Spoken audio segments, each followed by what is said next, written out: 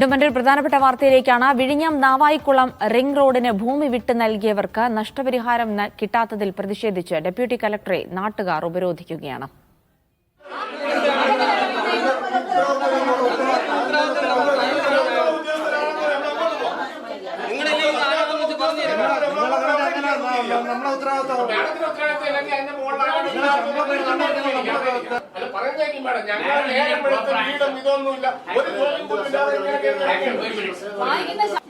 ഗോപാൽ ശിലാസനലുണ്ട് വിവരങ്ങൾ നൽകാനായി. ഗോപാൽ, ഈ റോഡിനായിട്ട് ഭൂമി വിട്ടു നൽകിയവർക്ക് ₹1 പോലും ഇതുവരെ നഷ്ടപരിഹാരം കൊടുത്തിട്ടില്ലേ? ഏതെങ്കിലും തരത്തിലുള്ള സമവായത്തിൽ എത്താൻ സാധിച്ചോ, അതോ ഇപ്പോഴും ഉപരോധം തുടരുകയാണോ?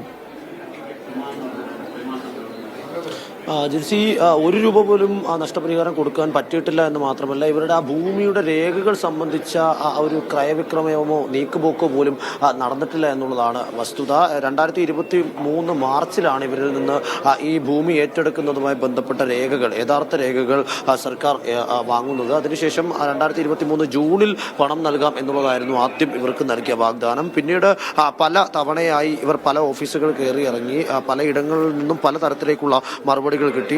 ദേശീയപാത അതോറിറ്റിയിൽ എത്തിയപ്പോൾ ഇത്തരത്തിൽ കളക്ടറേറ്റിൽ നിന്നാണ് ഇതുമായി ബന്ധപ്പെട്ട നടപടികൾ ഉണ്ടാകേണ്ടത് എന്ന തരത്തിൽ അറിയിച്ചു. പിന്നീട് അതിനുശേഷം കളക്ടറേറ്റിലേക്ക് എത്തുമ്പോൾ അവിടെ നിന്നും രേഖകൾ നീക്കുപോക്ക് നടക്കുന്നതേ ഉള്ളൂ എന്ന തരത്തിലേക്ക് പല നാളുകളായി തന്നെ ഇത്തരത്തിൽ പല പ്രശ്നങ്ങൾ നടന്നു വരികയാണ്. അതിലേറ്റവും അവസാനമായി ഇത്തരത്തിൽ ജനുവരി 31 പണം അനുവദിക്കും എന്നതായിരുന്നു ഇവർക്ക് നൽകിയിരുന്ന വാഗ്ദാനം. എന്നാൽ അത് ഈ ജനുവരി 31 ഈ രേഖകളുടെ കാര്യത്തിൽ പോലും തീരുമാനമുണ്ടാകാതായതോടെയാണ് വലിയ തരത്തിലേക്കുള്ള പ്രതിഷേധവുമായി ഇവർ വന്നിരിക്കുന്നത്.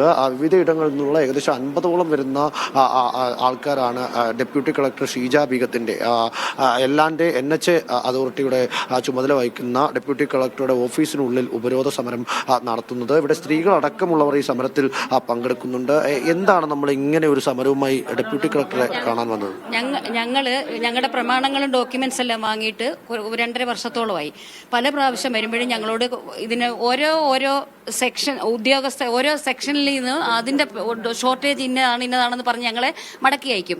1 മാസം മുമ്പ് ഞങ്ങളിവിടെ വന്നപ്പം ബഹുമാനപ്പെട്ട ഡിസ്ട്രിക്ട് കളക്ടർ ഞങ്ങളോട് പറഞ്ഞതാണ് മാർച്ച് 31 ഞങ്ങൾക്ക് ക്യാഷ് തരുമെന്ന് പറഞ്ഞു.